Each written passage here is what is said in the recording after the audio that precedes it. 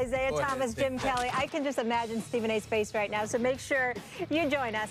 The Vikings have lost 8 of their last 10 games, and now there's controversy surrounding the team's secondary. So during their loss in Green Bay Saturday, Vikings defensive backs freelanced on their first series of the game when Terrence Newman covered Jordy Nelson, a source telling our Adam Schefter. As soon as the first series ended, Vikings coach Mike Zimmer addressed the players. The situation was rectified. One Vikings source said, although it was an incident that occurred on the first series, Zimmer did not put a timeline on it in the post-game press conference, and the situation got blown out of proportion. Stephen A., how should the Vikings handle this? Because we know when Jamie Collins supposedly went rogue, Bill Belichick sent him to Cleveland. Let me say this. It's important that I preface my comments. We don't know all the details. We don't know if it lasted one play or the entire half. I heard it was the entire half. I could be wrong. I'm not talking about one play.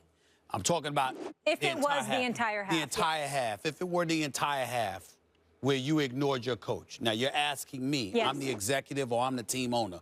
Let me look my man Ryan Clark, a Super Bowl champion, in the face, and I'm telling you right now, this is what I would do. I would call Mike Zimmer in the office, and I would sit up there and I would say, they go or you go. You got 24 hours. You got 24 hours. Terrence Newman and Xavier Rhodes, and Xavier Rhodes is big time. I love this. This brother's game is special. And Terrence Newman at age 38 has been around this league long enough. I mean, no disrespect. But they would go or Coach Zimmer would be gone within 24 hours. I'm talking about he wouldn't even be allowed to coach this coming Sunday, or they would not be allowed to wear a Vikings uniform this Sunday. To sit up there, I got a coach who, by the way, has the 4th-ranked defense.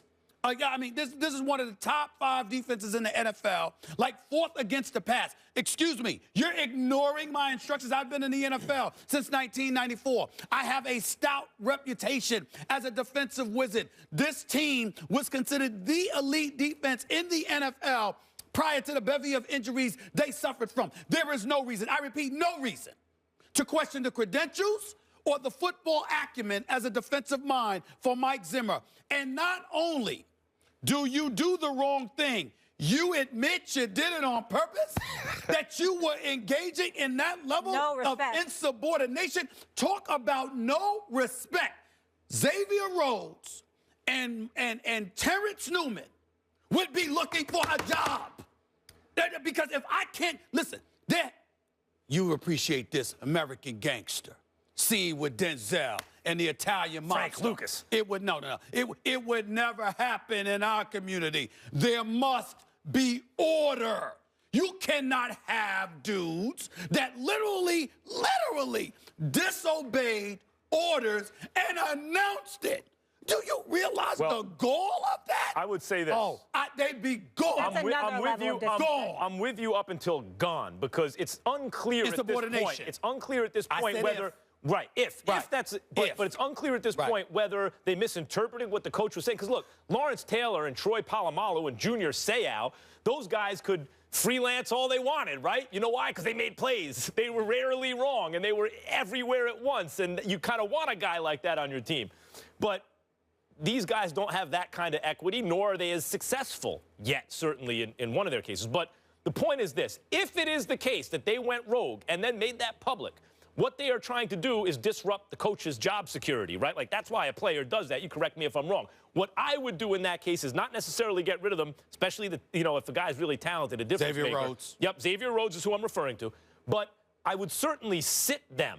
In other words, like, I don't think you got to get rid of them, but you got to say, look, there can't be 2 bosses. There's one boss. Sit the guy who went rogue. I'm coming to you. This is all I want to say. There is a tweet here from some guy, Andrew Kramer, that's in the Viking story.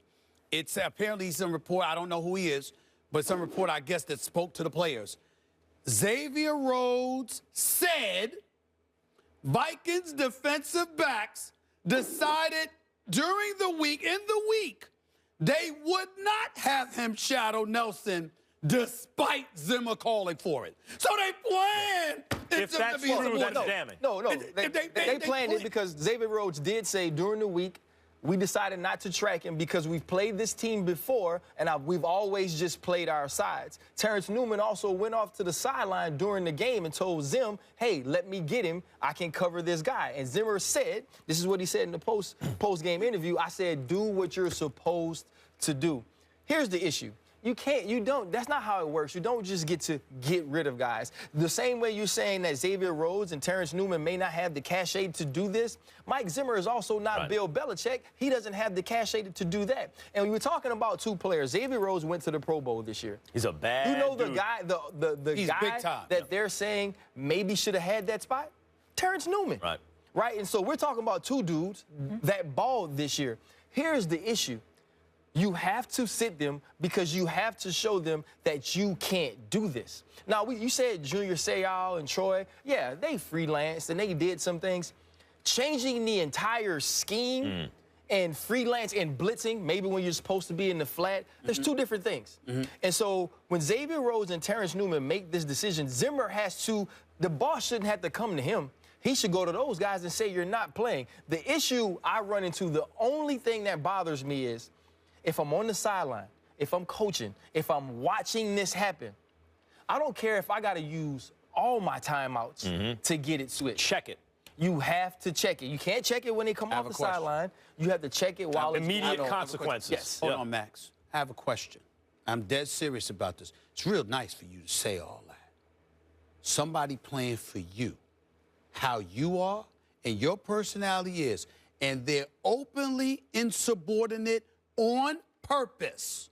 You do what? That's why you sit them this game. Okay, you sit them this game. So I don't mind being checked. Maybe, okay, I went too far with getting rid of them. My point is to send the message, there's one boss, one, and it ain't you. And if you do something like that, no. So what if he did it again? What if he comes back, now, Ryan, and does it again? Right. So now you've shown that it is a pattern of insubordination. But in the league, Stephen A., you got to realize this ain't college. We don't get you for 3 or 4 years on scholarship and have 105 of y'all, or have 85 we can give scholarships to. You have 53 people. I get that. You dress 4 to 5 DBs a game, and so you can't just say, okay, we are going to get rid of these guys. But if with that being the situation, you say, you know what? You 2 stars, you Pro Bowler, you 38-year-old guy who's still balling, neither one of you are playing this game. Last question. Because it means more to me. If they had done that to Bill Belichick, what would have happened? He'd be out of there. I'm just saying, what I'm saying to you is more equity, you're saying, and I understand the and what I mean by out of there, they would have been out of there in the game. Hold on, y'all. I'm not in any way saying that Zimmer should be Belichick, because I understand there's a different level of equity there. What I'm saying is that to be openly insubordinate. One quick question, just a yes or no. You can't tolerate that. Right, though? And do you feel like that defensive scheme would have made more sense? No. Okay. Look, not to be overly, paternalistic and condescending, because it can sound this way when you talk about coaches' relationships to players. But, I got kids. And one thing you learn about parenting is the consequences need to be immediate, right? And there is a paternalistic kind of relationship between coach and players. It's not exactly paternal, but there is that relationship. And so I agree with you. As soon as it happens, they touch the stove, it's got to burn right then, not a week later. It's got to burn as soon as they touch it. Keep in mind, Newman played under Zimmer in Cincinnati and Dallas as well. Ryan, thank you so much. I don't mind being somewhat corrected on that point, because I'm dead. Obviously not. You handpicked me for this show. I'm just saying, whatever. Coming up next. It's about all of that. The Broncos couldn't get it done last night to keep their playoff hopes alive. Should they get a pass for this season, though? Plus, Stephen A. is taking aim at one of the biggest targets this year in today's Final Take. You don't want to miss it. So precious.